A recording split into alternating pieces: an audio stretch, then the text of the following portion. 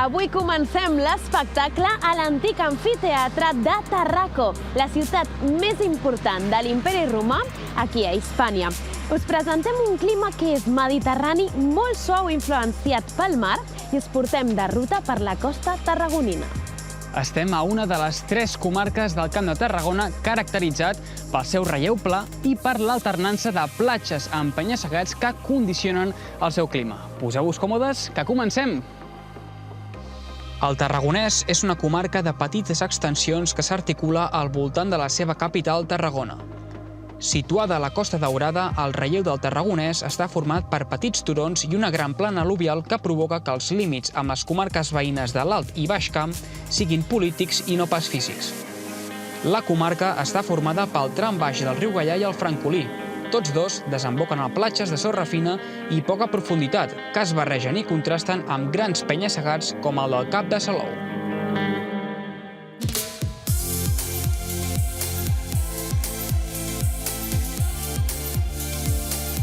La influència marítima és molt acusada i la temperatura del Tarragonès benigna durant tot l'any. En altres paraules, estem en una comarca on es suavitzen els extrems. De fet, Tarragona és la tercera ciutat de Catalunya per darrere de Begur i Sitges, on el contrast de temperatura és menor.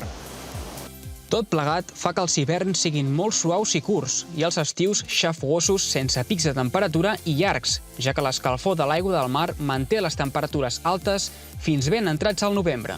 En definitiva, un clima homogeni i agradable amb el parèntesis del vent i les tempestes.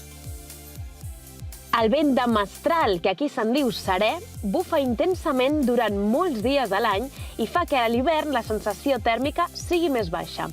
L'altre vent que també és molt important és el vent de l'est, el que anomenem vent de llevant.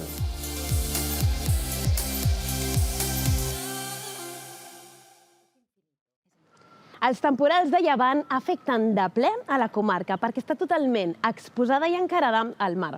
Això és positiu perquè d'una banda suavitza les temperatures, però d'altra banda també té factors negatius perquè mostra com n'és de vulnerable als elements marítims.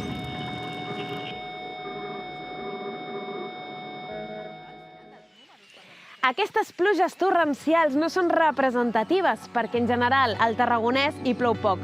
Observeu com el paisatge és més aviat àrid. De fet, hi ha un poble en aquesta mateixa comarca que el seu nom ja ens ho diu tot, Vila-seca.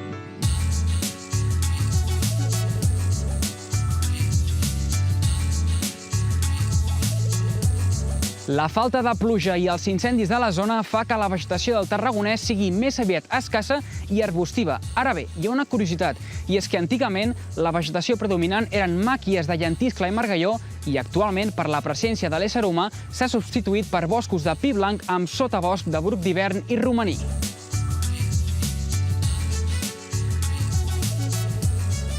El camí de ronda recorre tota la costa catalana i avui ens apropa fins al far de Salou, que té aquestes vistes espectaculars del mar.